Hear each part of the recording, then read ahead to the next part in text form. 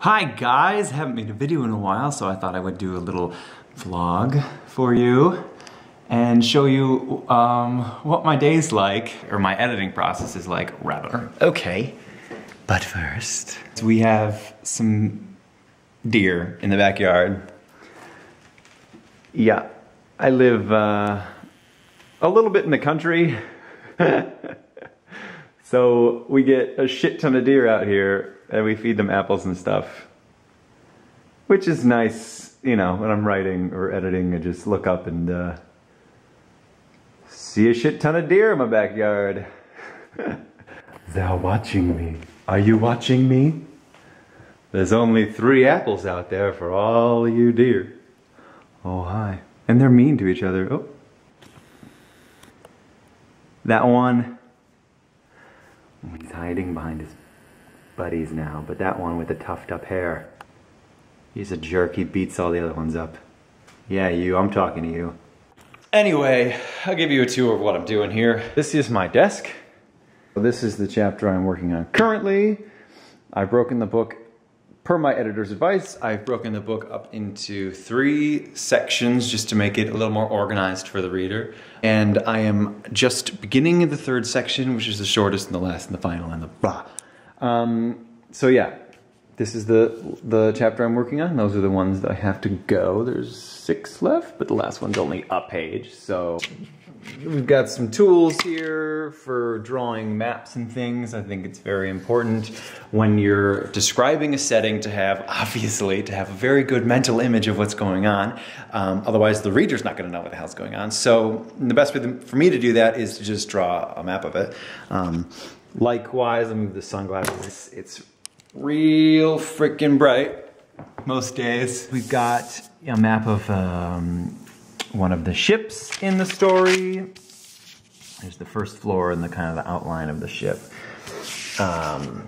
Aerial view. These pictures will be in the book, yes. And here we have, in the armory over here, we've got the weapons of my main characters.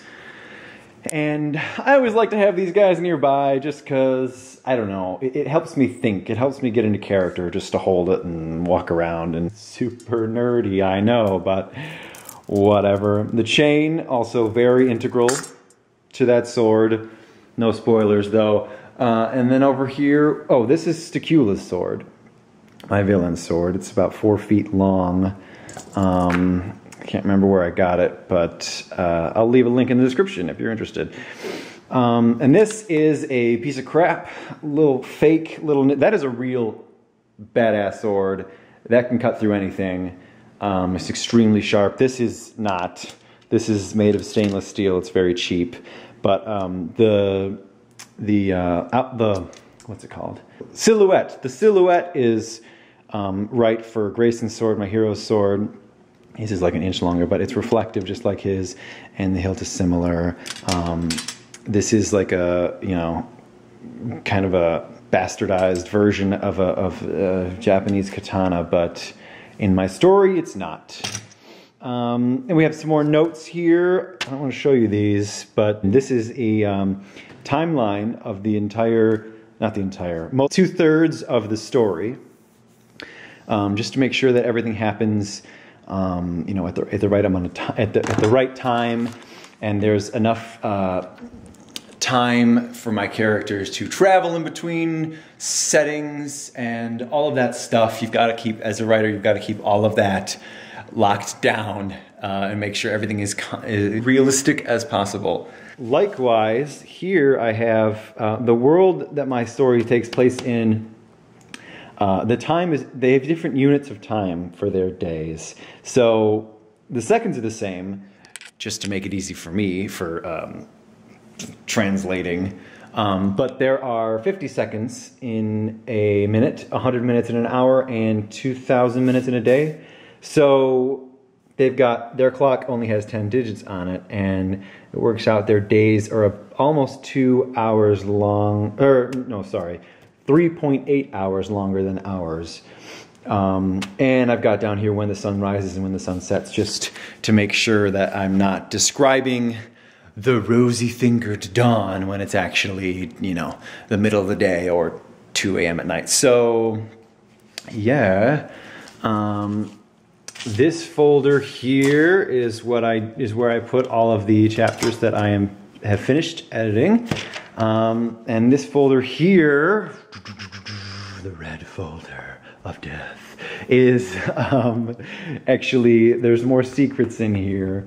But I guess I can show you a little bit because I like you guys. So there's a lot of pages in here. I'm working on a graphic novel to go alongside. It's kind of a prequel that tells the origin story of a few of my characters, not the main ones, but a few of the side characters. And I've been working on that in tangent with the book. And maybe I'll give you a sneak peek of the first page right there. That's a throne room. Okay, that's all you get. I'm working with a extremely talented artist to help me with that because I just can't do it. I'm good with like scenery and perspective and things like that. But when it comes to characters and figures, I draw like a 3-year-old. So over here we have these are my lore books.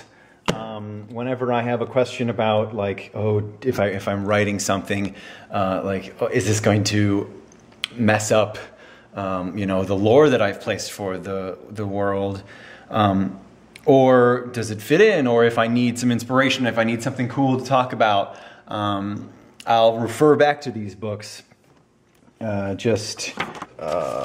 describing the way symbols look, or things like that, little stories that happened long ago.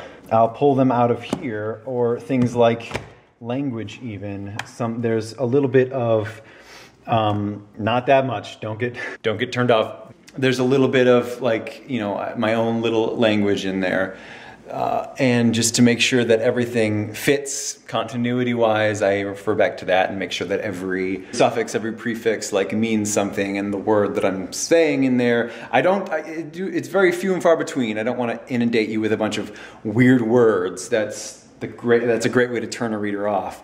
But when I do use them, they each have a purpose, and yeah. So lots of things to keep in mind. And when I need some inspiration, I refer to Britney Spears to just keep working, bitch. And also inspiring is this little guy, little house party. Boop. He's connected to Bluetooth to my phone and my computer, so I just have endless music to help me get into the scene even more, or drum up an emotion that I'm not particularly feeling that day, but I have to because I'm writing that scene. Yeah, music is the best way to get into character, aside from holding a sword. So yeah, that's about it. This is the backdrop where I film my videos, if you were wondering. And this is what's on the other side of that, if you were wondering that. It's just my kitchen, real exciting. So yes, that's everything I have for you guys today. Just wanted to show you what's up, what I'm doing. I'm coming back. I have an Eleanor and Park review coming, next week, maybe the week after that, when I'm all done with this. Things will resume on YouTube. Okay, that's all. Goodbye. See you soon.